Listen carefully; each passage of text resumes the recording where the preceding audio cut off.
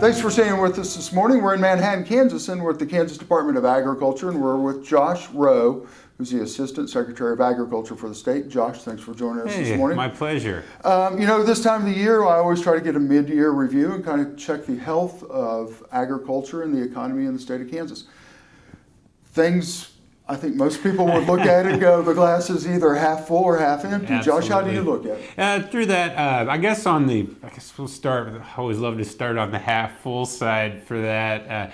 We have seen, just overall in general, the rains, the weather has been very timely. So we've seen some absolutely great looking crops, especially, the wheat harvest. It looks like our official reports we're going to be over that 400 million bushel mark. Well, whereas, a couple years ago, we were wondering if that report didn't even have a 3 in front of it, under 300 million bushels produced, and was really neat to talk to a lot of producers that were my grandparents' age and older than that even, that this was, the best wheat yields they'd ever seen. So we've seen that. Also, timely rains for our fall crops through that, pretty broadly green. That isn't to say there isn't some small pockets. So you got a big, diverse state through that, but unfortunately, on the half-empty side, our commodity prices have seen some significant declines, especially if we compare to some of the highs that we were facing in 2014.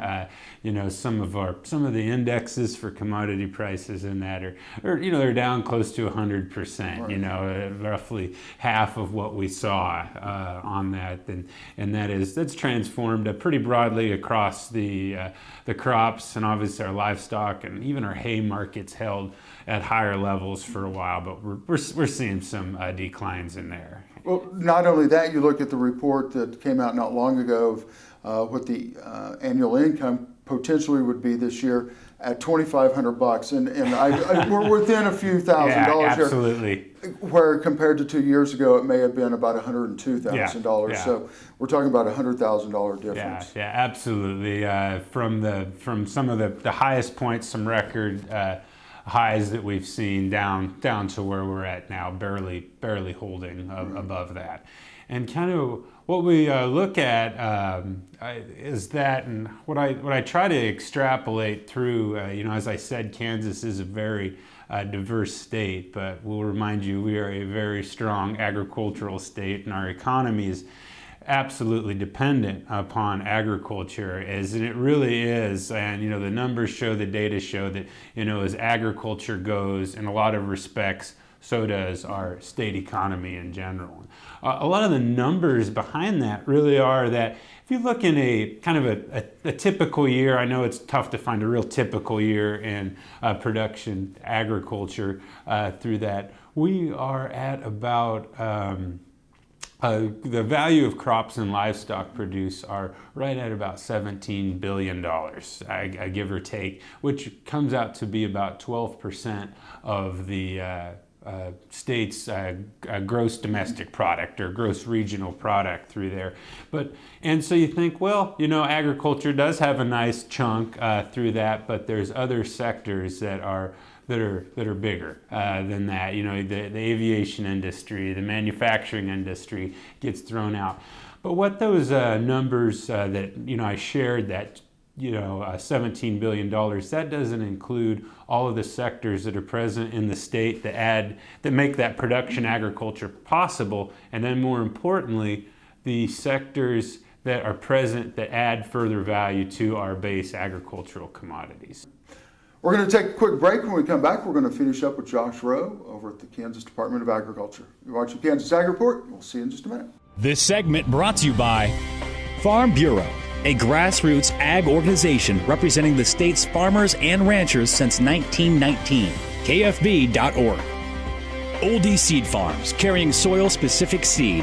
Find them on the web at oldieseed.com. That's OHLDE seed.com. Grass and Grain, online or in the mail, keeping Kansas farmers informed for over 60 years. grassandgrain.com. Kansas Wheat Commission, leaders in the adoption of profitable innovations for wheat. Online at kswheat.com.